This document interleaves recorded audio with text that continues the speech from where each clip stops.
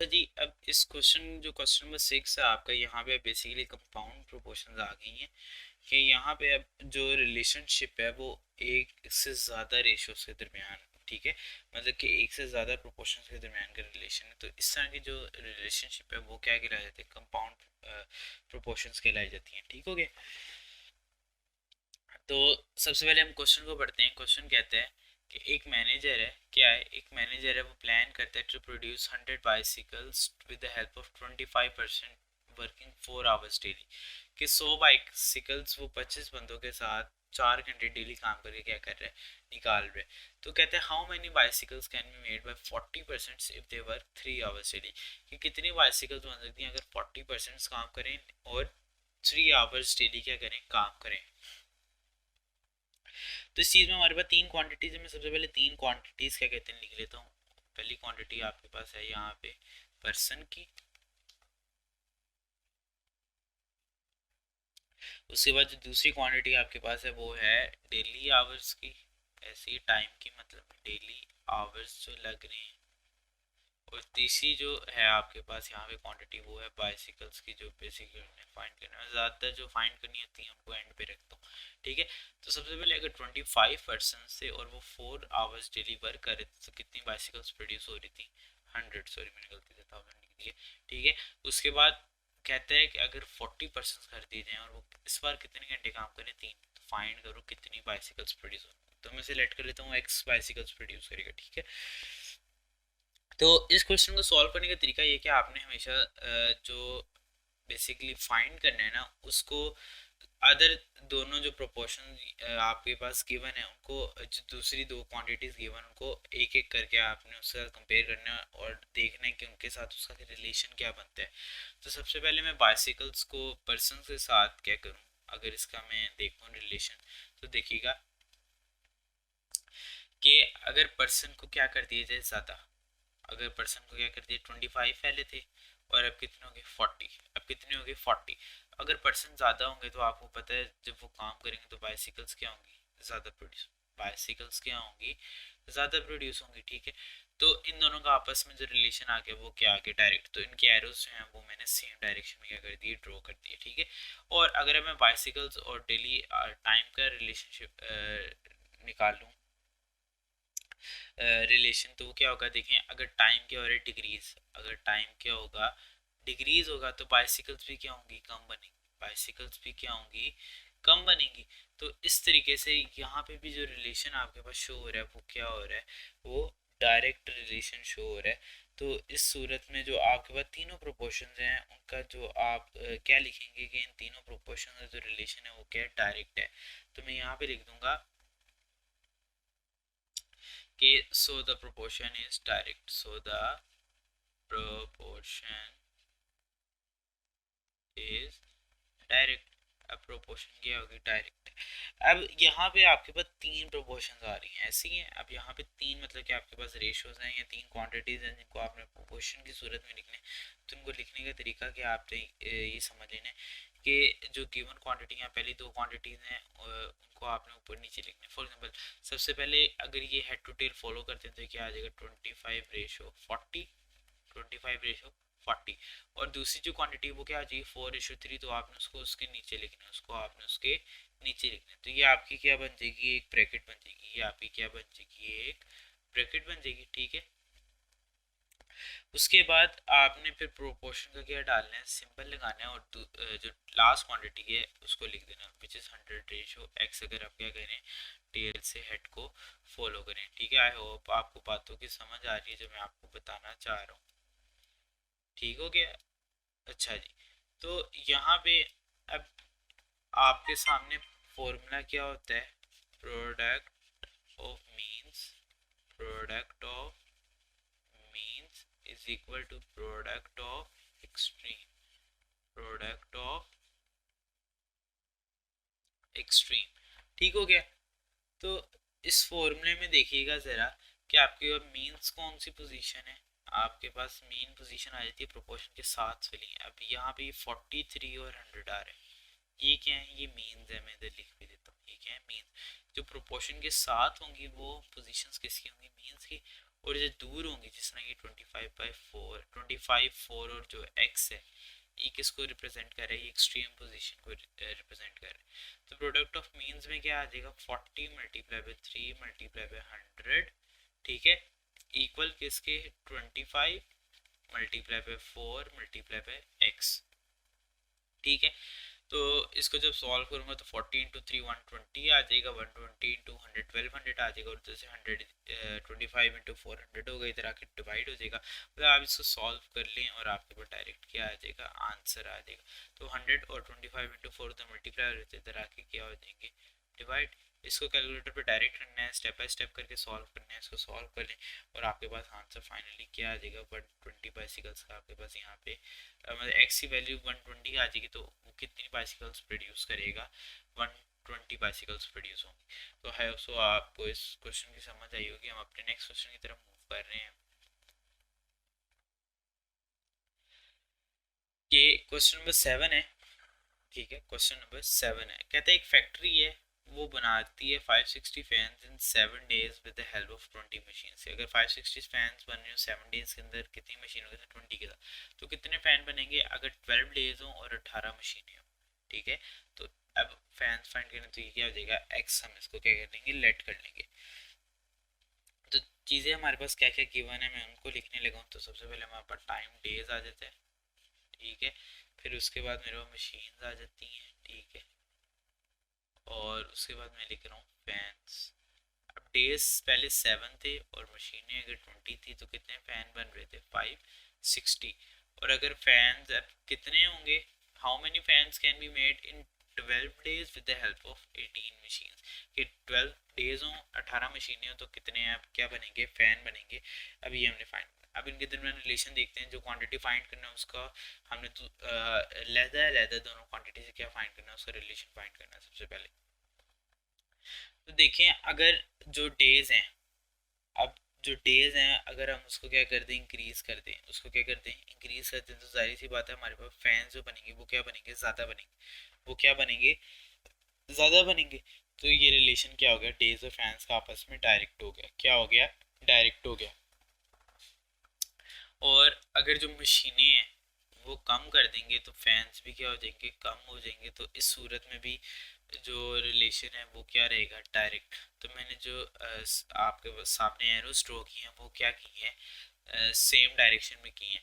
अगर आप यूं ऊपर अपवर्ड डायरेक्शन में सेम डायरेक्शन में ड्रॉ कर दें, तब भी वो सही कहलाया जाएगा, वो गलत नहीं होगा, ठीक है। तो लेकिन आपने सॉल्व फिर एक एरो को चूज करके करना और एक ही ड्रॉ करना है, दोनों एरो एक टाइम पे ड्रॉ आप नहीं कर सकते।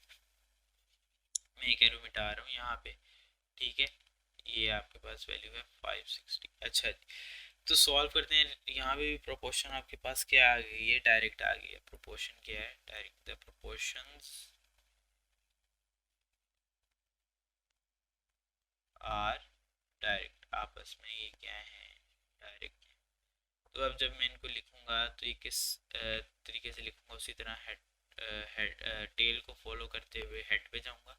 फिर इसी तरह दूसरी क्वांटिटी जो है उसको उसके नीचे लिख दूंगा, टेल टू हेड फॉलो करके, और उसको ब्रैकेट में क्लोज कर दूंगा। फिर प्रोपोर्शन सेकंड क्वांटिटी जो है वो एज इट इज आ जाएगी, ठीक है, 560 रेशो एक्स।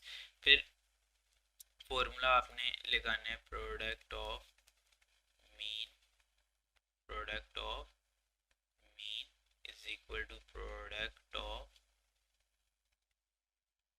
एक्सट्रीम। ओके हो गया। फिर अब यहाँ पे मीन्स क्या है, 12 multiply by 18 multiply by 560, okay हो गया, is equal to X multiply by 7 into 20। आपके पास क्या आ गया, एक्सट्रीम की पोजीशन। तो एक्स को अकेला छोड़ना है, दोनों मल्टीप्लाई इधर आके क्या हो जाएंगे, divide. 12 into 18 into 560 divide by 7 into 20 is equal to X. तो जब आप इसको सॉल्व करेंगे तो आपके एक्स की जो वैल्यू आ जाएगी वो आ जाएगी 864। तो कितने फैंस बनेंगे, 864 फैंस बनेंगे। तो ये आपकी एक्स की क्या आ गई, वैल्यू आ गई। आई होप सो आपको क्वेश्चन की समझ आई होगी। हम अपने नेक्स्ट क्वेश्चन की तरफ मूव कर रहे हैं इस एक्सरसाइज के, विच इज क्वेश्चन नंबर 8। अब क्वेश्चन नंबर क्या है, 8 है। कहता है फैक्ट्री में 600 shops in 9 days with the help of 20 machine. एक फैक्ट्री है जो 600 सॉप्स बना रही है इस टाइम के अंदर इतनी मशीनों के साथ। तो कहते हैं how many shops can be made, कितने सॉप बनेंगे अगर टाइम इस पर 12 डेज कर दिया और मशीन्स कितनी हो जाए 18। तो क्वांटिटीज जोन जोन सी गिवन है, सबसे पहले मैं उनको लिख लूँगा। मेरे पास सबसे पहले जो क्वांटिटी वो आ जाती है डेज, फिर मशीन, ठीक हो गया मशीन्स, और जो लास्ट क्वांटिटी है वो क्या है सॉप्स की है, वो किस चीज़ की है सॉप्स की है, ठीक हो गया। अच्छा जी, यहाँ पे डेज पहले कितने थे 9 थे और मशीन्स 20 थी, तो कितने सॉफ्ट प्रोड्यूस हो रहे थे 600। अब अगर डेज 12 कर दिए जाएं तो कितने सॉप बनेंगे with the help of 18 machines, और मशीन 18 दे दें तो कितने सॉप बनेंगे, हमने ये फाइंड करना है। तो सबसे पहले जो फाइंड करना है क्वांटिटी को, उसको दोनों क्या कहते हैं डेज और मशीन से अलग अलग हम क्या करेंगे क्वांटिटी के साथ सबसे पहले रिलेशन फाइंड करेंगे। तो जब हम सॉप्स और डेज को सबसे पहले देंगे, देखिए अगर डेज को हम क्या करते हैं ज़्यादा, डेज को क्या करते हैं ज़्यादा, तो जाहिर सी बात है जो सॉप्स बनेंगे वो क्या बनेंगे ज़्यादा बनेंगे। और अगर मशीन्स को हम करते हैं कम, मशीन्स को क्या करते हैं कम, तो सॉप्स भी कम बनेंगे। तो इन तीनों का फिर भी रिलेशन आपस में क्या हो गया, दोनों का सॉप्स के साथ रिलेशन है वो क्या हो गया डायरेक्ट, तो मैं इधर लिख दूंगा the proportion is direct, the proportion is direct, ठीक हो गया। लिखने का तरीका उसी तरीके से ब्रैकेट लगानी है आपने, टेल टू हेड फॉलो करना है। सबसे पहले 9:12 फिर 20:18 ब्रैकेट क्लोज, प्रोपोर्शन का सिंबल और टेल टू हेड आपने लिख देनी है। अब इसको आपने फॉर्मूला लगाना है। फॉर्मूला क्या है, product of mean is equal to product of extreme, product of extreme. तो प्रोडक्ट ऑफ मीन्स में क्या आ जाएगा 12 मल्टीप्लाई बाय 18 मल्टीप्लाई बाय 600, और एक्सट्रीम में क्या आ जाएगा 9 multiply by 20 multiply by x. तो ये दोनों उधर मल्टीप्लाई इधर आके क्या हो जाएंगे डिवाइड हो जाएंगे, और x की वैल्यू हमने फाइंड करनी। जब आप इसको कैलकुलेटर पे सॉल्व कर लेंगे, ये मेंटली आपने साइड पे रफ में करना है, जिस तरह बेहतर आपको लगता है आप कर सकते हैं। इसको सॉल्व कर लें तो आपके पास जो आंसर आ जाएगा वो आ जाएगा 720, क्या आ जाएगा 720। तो कितने सॉप्स बनेंगे आपके पास यहाँ पे 720 सॉप्स बनेंगे, ठीक है। तो ये आपका क्वेश्चन इसी के साथ क्या हो गया सॉल्व। अब हम अपने नेक्स्ट क्वेश्चन क्वेश्चन नंबर 9 की तरफ मूव कर रहे हैं इस एक्सरसाइज के।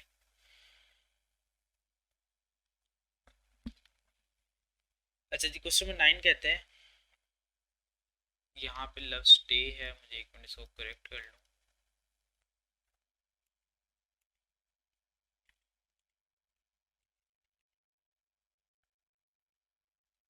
अच्छा जी, अब क्वेश्चन नंबर 9 है, कहता है if the stay of 12 mans, कितने बंदों का स्टे 12 मैन का स्टे 28 डेज के लिए इन अ होटल को 6720 रुपीज़, ठीक है। कि अगर 12 बंदे 28 दिन के लिए एक होटल में रहें तो उसको कितनी कॉस्ट आ रही है उन 12 बंदों को 6720 रुपीज़। तो कहता है आपने फाइंड करनी है कॉस्ट अगर 7 बंदे इस बार 13 दिन के लिए रुके। तो फिर उसी तरीके से तीन चीज़ें आपके पास यहाँ पे हैं, कौन कौन सी, सबसे पहले आपके पास डेज है, फिर आपके पास मैन है, और तीसरी चीज़ आपके पास कॉस्ट आ जाती है, और कॉस्ट किसके अंदर है रुपीज़ में। अच्छा जी, पहले आपके सामने 28 डेज के अंदर 12 मैन रुक रहे थे 720 रुपीज़ के अंदर। अब अगर आपके पास 7 मैन हो, कितने 7 मैन हो और डेज कितने हो जाए 13 हो जाए, तो आपने कॉस्ट फाइंड करनी है कि क्या लगेगी। तो अब कॉस्ट का आपस में बारी बारी रिलेशन फाइंड करते हैं। देखिए अगर बंदे क्या हो जाएंगे कम, बंदे क्या हो जाएंगे कम, तो जाहिर सी बात है कॉस्ट भी क्या कर जाएगी डिक्रीज हो जाएगी, तो यहाँ पे रिलेशन क्या डायरेक्ट। फिर इसी तरह अगर डेज भी क्या हो जाएंगे कम, तो कॉस्ट भी कम ही होगी जब हम कॉस्ट और डेज का खाली रिलेशन देखेंगे। तो इस सूरत में भी इनका जो आपस में रिलेशन है वो क्या है डायरेक्ट है। तो तीनों का प्रोपोर्शन का जो रिलेशन है वो डायरेक्ट है, तो सिंबल तीनों के जो हम ड्रॉ करेंगे वो इन द सेम डायरेक्शन करेंगे। मैं इधर लिखने लगा हूँ फिर द प्रोपोर्शंस आर डायरेक्ट। यहाँ पे मैं इसको एक मिनट लिख लूँ, the proportions are direct. Proportion direct है, हम इसको लिखते हैं तो लिखते हैं अंदाज उसी तरीके से head tail to head sorry आपने फॉलो करना है 28:13 उसके नीचे 12:7, ठीक हो गया। और प्रोपोर्शन क्या आ जाएगा 6720 रेशो x। फॉर्मूला लगाएं, फॉर्मूला क्या है, product of means is equal to क्या है, product of extreme, product of extreme. Okay okay. अब यहाँ पे मीन्स आपके पास क्या क्या है, 13 मल्टीप्लाई बाई 7 मल्टीप्लाई बाई 6720, इसके इक्वल आ जाएगा 28 मल्टीप्लाई बाई 12, 28 13 है, 12 नहीं है, ठीक है। 28 मल्टीप्लाई बाई 13 और मल्टीप्लाई बाई x, तो यहाँ पे 13 मल्टीप्लाई बाई 7, यहाँ एक मिनट मुझे ज़रा देखने दो, सॉरी वो लफ्स 12 ही था, मैं कंफ्यूज हो गया था, लफ्स 12 ही था। 13 into 7 into 6720 divided by 28 into 12, जब आप इसको सॉल्व करेंगे तो आपके पास x की जो वैल्यू है वो क्या आ जाएगी, वो आ जाएगी 22,240 रुपीज़। तो जो कॉस्ट आ जाएगी वो क्या आ जाएगी 2240 रुपीज़। अगर किन की कब आएगी, जब 7 बंदे 13 दिन के लिए रुकेंगे एक होटल के अंदर, ठीक है। तो ये बेसिकली हमारा क्वेश्चन इसी के साथ क्या हो गया, सॉल्व हो गया। अब हम अपने नेक्स्ट क्वेश्चन की तरफ मूव करने लगे हैं। अच्छा जी, एक्सरसाइज नंबर 1.5 का क्वेश्चन नंबर 10 देखिएगा कि जस्ट लाइक प्रीवियस क्वेश्चन है कि if the stay 14 men for 8 days in a hotel cost 22,400 rupees, कि 14 बंदे अगर 8 दिन होटल में रहे तो उनकी ये कॉस्ट आ रही है। तो कहता है find the cost for the stay of 7 men for 13 days, कि आपने कॉस्ट फाइंड करनी है अगर 7 बंदे 13 दिन के लिए वहाँ पे रहे, 7 आदमी मतलब। तो अब यहाँ पे मेरे पास 3 क्वान्टिटीज़ है, कौन कौन सी, एक मैन, एक एक ये क्वांटिटी है, फिर एक टाइम मतलब कि डेज आ गया आपके पास, और एक क्वांटिटी है आपके पास कॉस्ट की, और वो किसके अंदर है, रुपीज़ में। अच्छा जी, अब इधर 14 मैन थे, 8 दिन के लिए जब वो रह रहे थे, कॉस्ट क्या आती है 22,400 रुपीज़, ऐसी है। तो कहता है आपने कॉस्ट फाइंड करनी है, अगर 7 बंदे हो 13 दिन के लिए रह रहे हो तो कॉस्ट क्या होगी, तो मैं उसको लेट कर लेता हूँ, क्या है x। अच्छा, अभी इस बात की कॉमन सेंस, अगर कॉस्ट को मैं पहले मैन के साथ इसका रिलेशन करूँ तो आपको पता है अगर मैन जितने ज़्यादा होंगे तो कॉस्ट क्या आएगी, उतनी ज़्यादा आएगी, कॉस्ट उतनी क्या आएगी, ज़्यादा आएगी। तो इनका आपस में रिलेशन क्या आ गया, डायरेक्ट, ठीक हो गया।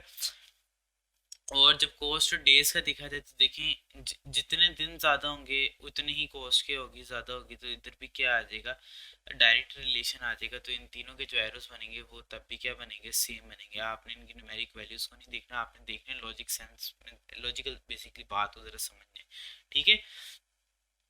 को अब जब मैं इधर क्या कहते हैं लिखूंगा कि अब ये कंपाउंड प्रोपोजिशन मतलब कि क्या डायरेक्ट है, the proposition, the proposition is direct, क्या है, डायरेक्ट है। तो किस तरह लिखे जाएंगे, आपने उसी तरीके से टेल टू हेड फॉलो करने, और इसी तरह इधर भी 13:8, ये ब्रैकेट क्लोज, प्रोपोर्शन, फिर 22 सॉरी एक्स पहले ही आएगा, टेल टू हेड आपने फॉलो करना, x/22,400 आपके पास आ जाएगा, ठीक हो गया। अब इसी तरह जब मैं इसको लिखूंगा फॉर्मूले में क्या आ जाएगा, product of mean is equal to product of extreme, ठीक हो गया। Product of mean is equal to product of extreme, product of mean क्या आ जाएगा 14 और x, 14 इंटू 8 इंटू एक्स, और एक्सट्रीम क्या आ जाएगा 7 इंटू 13 इंटू 22,400। ओके हो गया।